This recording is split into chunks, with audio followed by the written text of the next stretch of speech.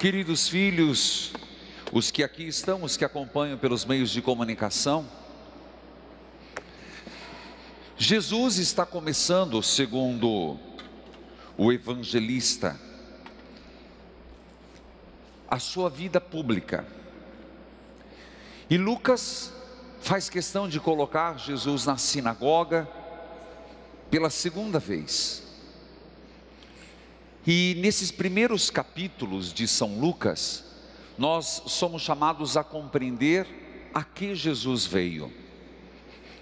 Eu dizia no ato penitencial que Jesus veio com uma proposta bem definida.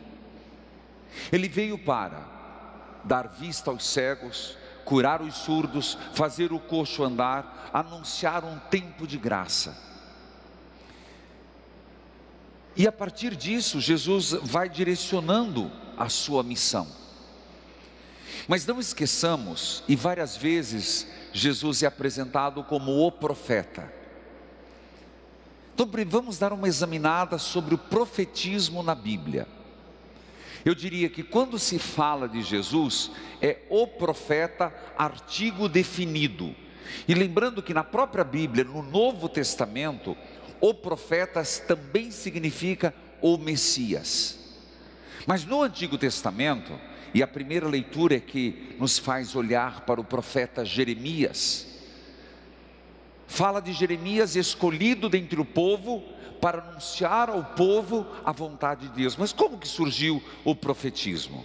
Veja, buscando um pouco na história, o profetismo surge quando o povo chega na terra prometida. Quem é que conduz o povo do Egito à terra prometida? Foi Moisés. O povo chega na terra prometida, está muito bem estabelecido. E é dado ao povo como que eles devem viver, um modo diferente de viver na terra prometida. E nessa terra prometida, havia um código estabelecido por Deus, onde não deveria haver opressores, onde as terras eram distribuídas nas 12 tribos, havia um sistema de governar, tanto do ponto de vista legislativo, enquanto econômico, onde todas as pessoas do povo de Israel eram favorecidas de forma igual. Mas você sabe que o demônio atenta, e começou o povo a se perder. De que forma? Começou o povo a olhar para o lado e começar a ficar impressionado com os povos vizinhos na relação com os seus ídolos, os deuses estrangeiros. E em virtude de um má governo, de uma má administração, o povo começou a ser oprimido. Estabelecer um rei, e aí surge Samuel, o primeiro dos profetas. E a partir de Samuel, Deus, para lembrar o povo que havia perdido a história, detalhe importante, um povo quando perde a sua história, e isso acontece, esqueceram quem os tirou do Egito, esqueceram que quem lhes deu a terra foi Javé, esqueceram que Javé não queria aquele povo corrupto, aqueles governadores, aqueles juízes que começaram a prostituir, é a palavra que os profetas vão usar, o povo em relação à fé.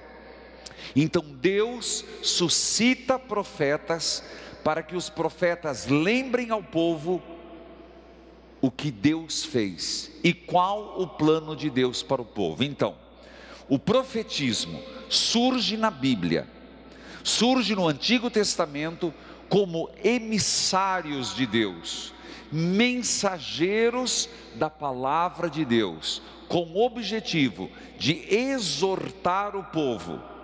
Exortar no quê? No caminho certo. Lembrá-los da aliança e denunciar as coisas erradas. Entenderam de onde que surge o profetismo? E aí vai surgir Samuel, vai surgir Elias, o homem de Deus, vai surgir Isaías, o messiânico, vai surgir Jeremias, a primeira leitura.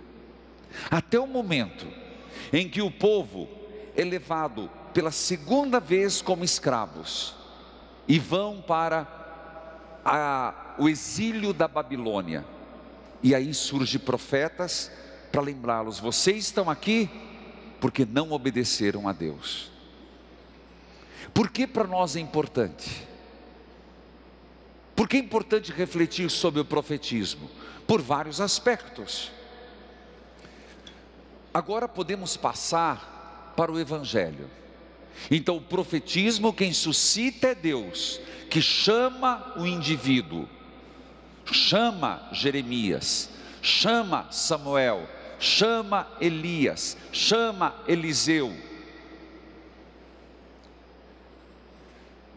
No Evangelho, Jesus vai para Cafarnaum, e lá em Cafarnaum tem uma sinagoga do lado. Volto a dizer, todo ano vou à Terra Santa e não é diferente. 2018 para Pentecostes,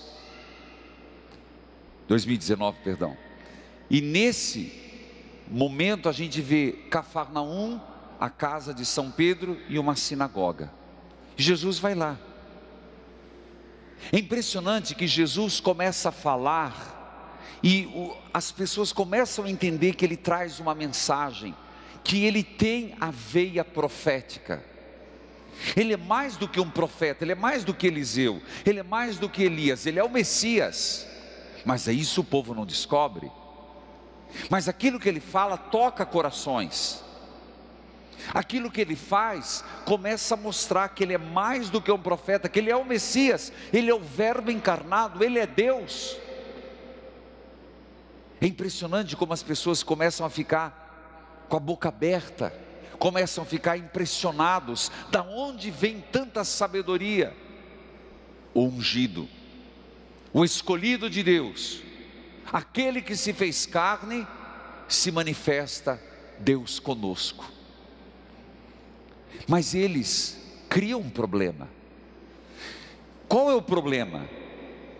O problema é que mas nós conhecemos, não é ele filho do carpinteiro José? Nós conhecemos a família. Impressionante que aquilo que ele fala toca os corações, mas não o suficiente para poderem compreender que Deus, a promessa estava cumprida, que Deus cumpre a promessa, segundo o profeta Isaías, da encarnação. Nesse contexto, Jesus diz: um profeta não é aceito na sua própria terra. E dá dois exemplos. O próprio profeta do Antigo Testamento Elias foi a Sarepta, a viúva, na Sidônia. Eliseu foi ao Etíope, mostrando que não é um território, não é uma pertença que faz ou não abertura à graça de Deus. É um querer, é um aceitar, é um abrir-se para a mensagem que Jesus trazia, que o reino dos céus está próximo, e ele trazia a libertação. Filhos queridos, aqui está o desafio, porque no sentido mais simples da palavra batismo, nós recebemos o munus de profeta. Todos nós somos profetas. Todos os batizados são profetas. Padre, mas o mundo hoje carece de profetas. É verdade. Tivemos um grande profeta, Dom Helder Câmara, há quem diga que não, mas está no processo de servo para bem-aventurado. Tivemos grandes profetas no Brasil, mas hoje nós estamos precisando de católicos batizados profetas, e nós o somos. O problema é que nós temos medo medo de tomar posicionamento, medo de tomar uma posição na nossa vida, como que ficando em cima do muro, ficar em cima do muro é coisa boa. E às vezes a gente quer que a igreja fique em cima do muro, não toma posição, é melhor a CNBB não fala nada, é melhor fingir que não vê, é melhor... Não dá. A dimensão profética está no próprio berço da igreja, que nasce no Espírito Santo. Então, como igreja, nós somos obrigados a nos posicionarmos no mundo. E aí você sabe, a partir do momento que você toma uma posição, você cria pós e contra. Concordo, nem tudo a igreja tem que tomar posicionamento, mas toda vez, eu digo como igreja e nós católicos, porque eu fico impressionado, porque nós somos numerosos, mas nós não temos força, porque nós não somos unidos, porque nós não seguimos a igreja. É como se estivesse duas igrejas, uma igreja CNBB, uma igreja bispos e uma igreja o povo que faz aquilo que interessa, aquilo que convém. Aonde fica a dimensão comunitária do profetismo? Não estou falando de um profetismo isolado, isso Deus suscita. Falei de Dom Helder Câmara e há de suscitar sempre. Mas se nós católicos fôssemos coesos, não em tudo, mas alguns pontos fundamentais, sobre vida, sobre política, sobre economia, nós não seríamos massa de manobra, nós não seríamos instrumentalizados. Aí você vai dizer, mas a igreja e eu tenho que me preocupar com a salvação. Ora, meu filho, quem disse que a salvação não tem a ver com a minha ação, com o meu viver, com as decisões? Não por acaso, a segunda leitura é o hino do amor, e fala sobre esse comprometimento, que diz, de nada adianta você ter dom da profecia, de nada adianta você ter o dom da glossolalia, da interpretação, de nada adianta você dar seu corpo para as chamas, se não tiver caridade, não tiver amor, não nos preocuparmos com a realização do outro. Ora, qual é o maior de todos os mandamentos? Amar a Deus sobre todas as coisas e ao próximo como a ti mesmo. Não sei se você entende o que eu quero dizer, puxando essa dimensão profética do Antigo ao Novo Testamento por excelência em Jesus Cristo, nós estamos comprometidos pelo batismo. Eu e você não podemos fugir da raia, não podemos ficar em cima do muro, não podemos fingir que não vemos, não podemos nos alienar e nos esconder nas quatro paredes de uma igreja. Estamos na igreja para ser sal da terra e luz do mundo. Se o mundo vai mal, cadê os cristãos? Se a coisa está destrambelhada, quem vai colocar no trilho senão aqueles que seguem Jesus Cristo? Nós temos uma missão, a nossa missão profética. Eu falei, observem a palavra, no sentido eclesial do profetismo. Mas e no sentido familiar? E no sentido familiar? E no sentido de sermos profetas em nossos lares? O que é ser profeta no lar? É não deixar esquecer a nossa memória de quem nos liberta, de quem nos salva.